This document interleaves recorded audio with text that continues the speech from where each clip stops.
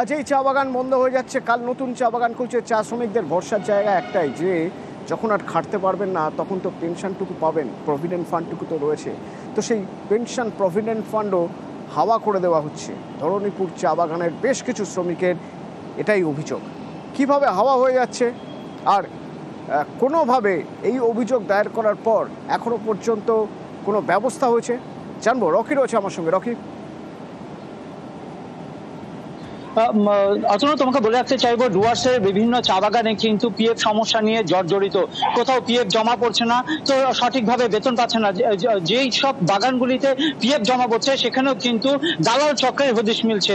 এমনটাই কিন্তু ঘটেছে নাগরাকাটা ব্লকের অন্তর্গত যে চা বাগান রয়েছে, সেই চা বাগানের শ্রমিকদের অভিযোগ যে জীবিত চা শ্রমিকদের মৃত দেখিয়ে পিএফ এর টাকা তুলে নেওয়া হচ্ছে। এবং তারা কিন্তু জানতে পারে জলপাইগুড়ি জেলার যে অফিস রয়েছে পিএফ অফিস, সেখানে ৩রা আগস্ট যখন তারা যান, তারা জানতে পারেন যে সেই সকল শ্রমিকদের যে পিএফ এর টাকা তুলে ফেলা হয়েছে। এরপরে কিন্তু শোরগোল পড়ে যায় গোটা এলাকায় এবং ইতিমধ্যেই কিন্তু নাগরাকাটা থানায় লিখিতভাবে অভিযোগ করেছে সেই শ্রমিকেরা এবং তারা দাবি জানিয়েছে একদল দালাল চক্র রয়েছে যারা এই সকল কাজগুলি করছে। কারণ শুধুমাত্র তারা নয়, এই বাগানে প্রায় ১৮৩ জন শ্রমিকের এমনটা ঘটেছে। আর এই ঘটনা প্রসঙ্গে কিন্তু প্রশাসনের তরফ থেকে জানানো হয়েছে, অভিযোগের ভিত্তিতে তদন্ত শুরু করা হয়েছে। এর পেছনে কারা রয়েছে তা খতিয়ে দেখা হচ্ছে।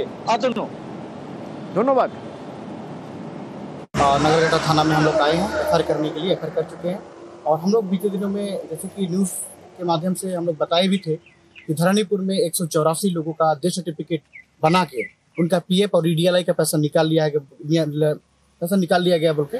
तो उसी विषय में हम लोग आज आके थाना में एफआईआर दर्ज कराने के बाद में हम लोग ये अभी बात कर रहे हैं कि कम से कम जो ऐसा जो इतना मतलब घटिया काम किया है उनको अच्छे से अच्छा सजा मिले